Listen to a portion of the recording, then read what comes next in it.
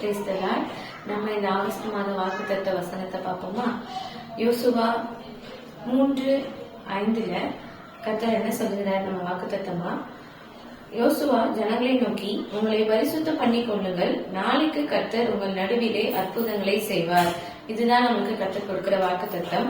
நாளைக்கு கர்த்தர் உங்கள் நடுவிலே அற்புதங்களை செய்வார். யோசுவா ஜனங்களை பார்த்து சொல்றாரு, நீங்க உங்களை பரிசுத்தம் பண்ணி கொள்ளுங்க, நாளையில இருந்து கர்த்தர் உங்க வாழ்க்கையில அற்புதங்களை செய்ய போறாரு அப்படின்னு கர்த்தர் சொல்றாரு. அப்போ கர்த்தர் யோசுவாட்ட என்ன சொன்னாருன்னா, நம்ம யோசுவா 1வது அதிகாரம் 5வது வசனம் பார்த்தோம்னா, நீ உயிரோடு இருக்கும் நாளெல்லாம் ஒருவனும் உனக்கு முன்பாக எதிர்த்து நிற்பது இல்லை. நான் மோசேயோட இருந்தது போல உன்னோடும் இருப்பேன். நான் உன்னை விட்டு விலகுவதும் இல்லை, உன்னை கைவிடுவதும் இல்லை என்று வாக்கு கொடுத்தார். கர்த்தர் என்ன சொல்றாருன்னா, நான் மோசையோடு இருந்தது போல உன்னோடு இருப்பேன் வாக்கு கொடுத்தார். கர்த்தர் மோசையோடு எப்படி இருந்தாரு அப்படின்னு நான் பார்க்கலாமா? யாத்திராகமம் 3வது அதிகாரம் 13வது வசனத்துல கர்த்தர் எப்படி சொல்றாருன்னா, இருக்கிறவராகவே இருக்கிறேன் அப்படி என்ற நாமத்தையுடைய கர்த்தர் மோசையோடு இருந்தார். இருக்கிறவராகவே இருக்கிறேன் என்ற சர்வ வல்லமை உள்ள கர்த்தர் தான் மோசையோட இருந்தார். அவர் அற்புதங்களை செய்கிற சர்வ வல்லமை உள்ள கர்த்தராய் மோசையோடு இருந்தார். அதே கர்த்தர் யோசுவாக்கு வாக்கு கொடுக்கிறார், நான் மோசையோடு இருந்தது போல, அற்புதங்களை செய்கிற கர்த்தராய் நான் மோசையோடு இருந்தது போல யோசுவாகி உன்னோடு இருப்பேன் கர்த்தர் வாக்கு கொடுத்தார்.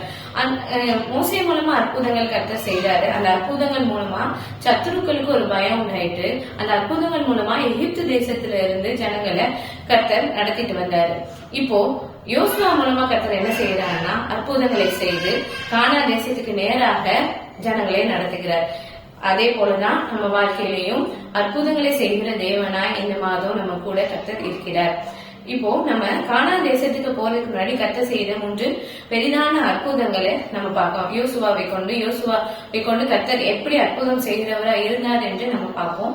முதலாவதாக நமக்கு எல்லாருக்கும் தெரிந்ததுதான் யோர்தான் நதி வந்துட்டு அவங்களுக்கு முன்பாக ஒரு தடையாக இருந்தது. அவங்களுக்கு முன்பாக கானான் தேசத்துக்கு போறதுக்கு யோர்தான் நதி தடையாக இருந்தது. அப்போதான் அதுக்கு முன்னாடிதான் கர்த்தர் சொல்றாரு, நான் உங்களுக்கு நாளையில இருந்து அற்புதங்களை செய்வேன் என்று சொல்லுகிறார்.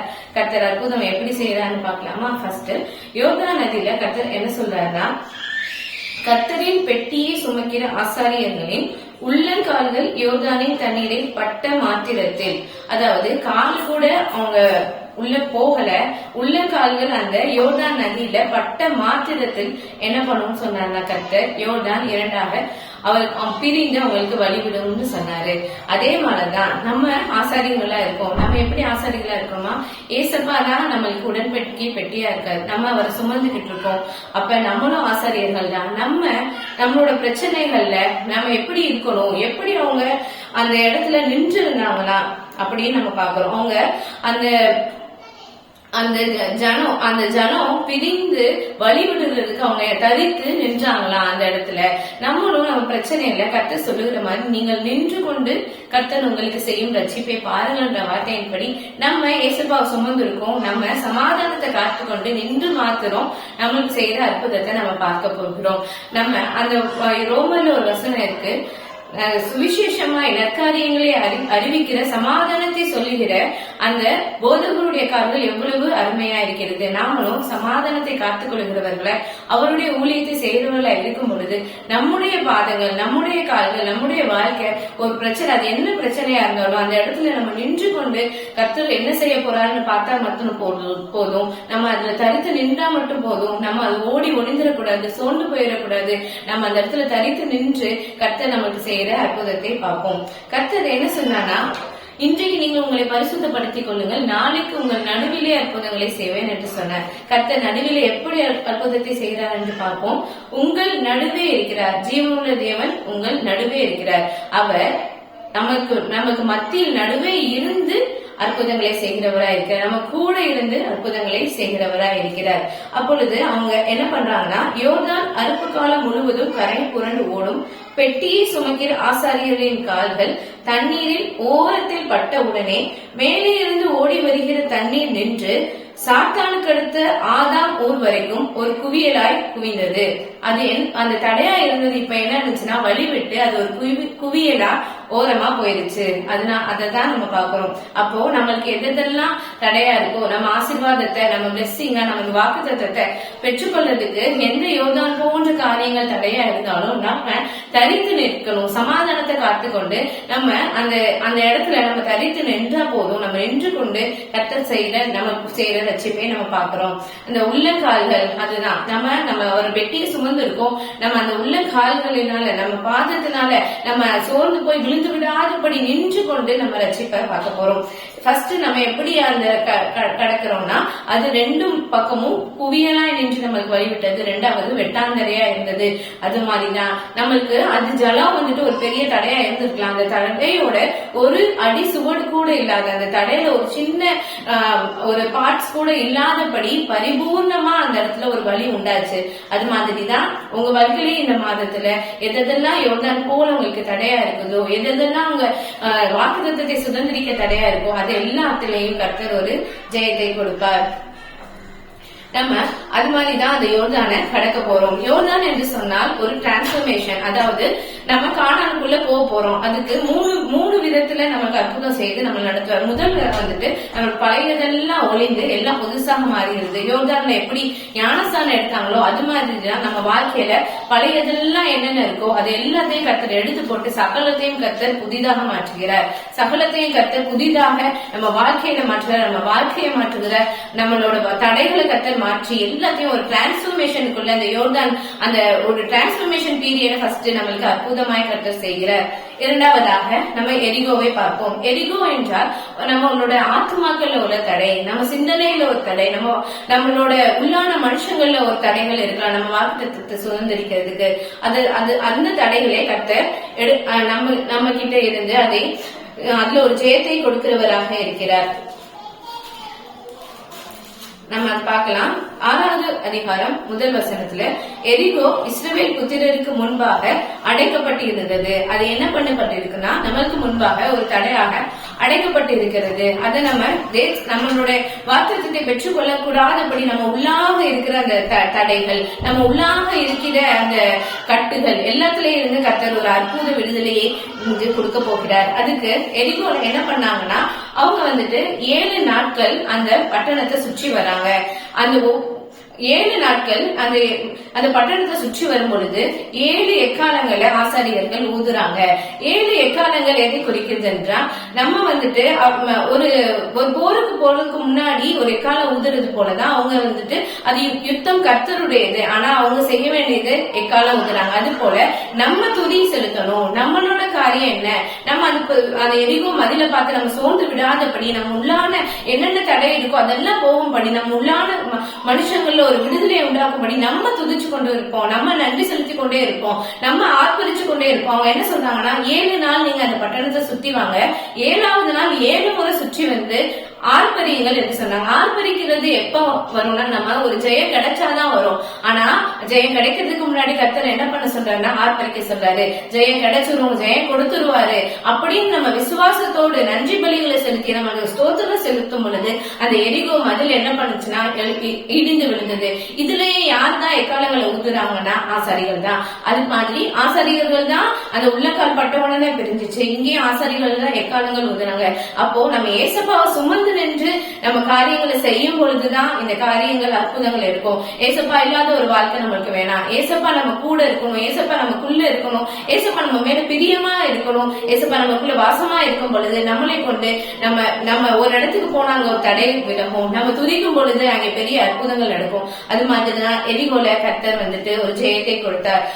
மகா ஆரவாரத்தோட வெற்றி அவங்க ரசித்தப்படுத்தின பொழுது அந்த முழு எரிகோவும் இடிந்து விழுந்தது. அந்த காரியத்துல இருந்து அவர்கள் ஒரு அற்புதத்தை கண்டு கொண்டார்கள். இப்ப நம்ம 2 இது பார்த்திருக்கோம். ஃபர்ஸ்ட் யோர்தான்ல கர்த்தர் வந்துட்டு எப்படி அற்புதத்தை செய்தார். அவங்க நடுவில் இருந்து அந்த ஆசாரியர்கள் கால் பட்ட உடனே அவங்க தரித்து நிற்கும் பொழுது அற்புதத்தை செய்தார். இரண்டாவது அவங்க துதித்து பாடும் பொழுது அந்த எரிகோ மதில் அந்த அவ்வளவு பெருசா இருக்க பிரச்சனை இல்லாதபடி அவங்க துதித்து பாடும் பொழுது அந்த எரிகோ போன்ற காரியங்கள் எல்லாம் இடிந்து விழுகும். அதே மாதிரிதான் அந்த மாதிரி அவங்க பண்ணிட்டு இருக்கும் போது இந்த மாதிரி நம்ம வாழ்க்கையில அற்புதங்கள் நடக்கும். நம்ம வாக்குத்தத்தத்தை சுதந்திரிக்கலனா அதுக்குரிய பாதையில தான் இருக்கும். அப்படி நடக்கும் பொழுது நம்ம வந்துட்டு சில காரியங்களை பரிசுத்த பண்ண வேண்டியது இருக்குது. நம்ம வந்துட்டு நம்ம கர்த்தர் நம்ம கூட இருக்கிறாருன்னு நம்ம இஷ்டப்படி இருந்தா கர்த்தர் நமக்கு வாக்குத்தத்தம் பண்ணினதை நம்ம பெற்றுக்கொள்ள முடியாது. அதுக்கு என்ன பண்ணணும்னா, மூன்றாவதாக கர்த்தர் வந்துட்டு ஆயி பட்டணத்தை யோசுவா போய் பார்க்க சொல்றாரு. அப்ப பார்த்துட்டு வந்து என்ன சொல்றாங்கன்னா, அது ரொம்ப சின்ன பட்டணம், அங்க கொஞ்சம் பேர் தான் இருக்காங்க, நம்ம ஈஸியா அவங்கள முறியடிச்சிடலாம் அப்படின்னு சொல்றாங்க. அதை நம்பி அடுத்த நாள் எல்லா ஜனங்களும் அவங்களுக்கு விரோதமா போறாங்க. ஆனா ஆயி ஜனங்களை அவங்களால மேற்கொள்ள முடியவில்லை. ஏன்னா அவங்க ஜெயித்த ஜெயம் அவங்க கிட்ட ஒரு பெருமையை கொண்டு வந்துச்சு.